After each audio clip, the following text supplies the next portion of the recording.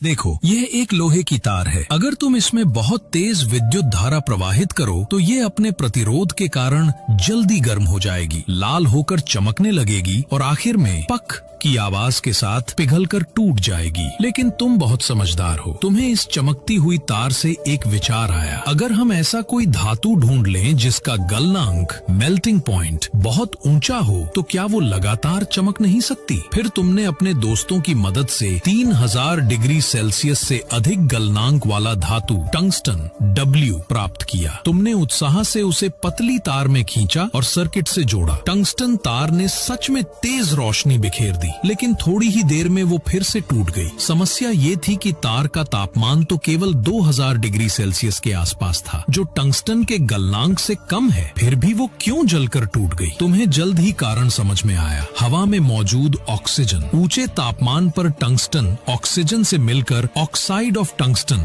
WO3 बनाता है, जो वाष्पित हो जाता है और इससे तार जल्दी ही क्षतिग्रस्त होकर टूट जाती है। फिर तुमने एक और शानदार उपाय सोचा। अगर टंगस्टन तार को कांच के गोले से ढककर उसके अंदर की हवा निकाल दी जाए और फिर उसमें निष्क्रिय गैस जैसे आर्गन या नाइट्रोजन भर दी जाए तो ऑक्सीजन से प्रतिक्रिया ही नहीं होगी। और हुआ भी यही। जब तुमने बिजली प्रवाहित की तो टंगस्टन तार स्थिर उज्जवल रोशनी के साथ चमकती रही। लेकिन एक नई दिक्कत आई। टंगस्टन की तार का प्रतिरोध बहुत कम था, इसलिए उसकी रोशनी पर्याप्त नहीं थी। तब तुमने और चतुराई दिखाई। तुमने तार को और पतला किया और उसे घुमावदार सर्पिल कॉइल रूप में बनाया। इससे उसका प्रतिरोध बढ़ा और रोशनी भी ज्यादा हुई। हालांकि 2500 डिग्री सेल्सियस की सफेद तप्त अवस्था में टंगस्टन मुलायम हो जाता था, इसलिए तुमने उसे सहारा देने के लिए कांच का एक स्तंभ सपोर्ट रॉड बनाया, जिसे तुमने फिलामेंट सपोर्ट या हृदय स्तंभ कहा। ये न केवल बिजली से इंसुलेट था, बल्कि तार को सहारा भी देता था और बल्ब के अंदरूनी हिस्से को पूरी तरह बंद रखता था। इस तरह तुम्हारे बुद्धिमान मस्तिष्क ने बल्ब इनकेंडिसेंट लैंप का आविष्कार किया और एक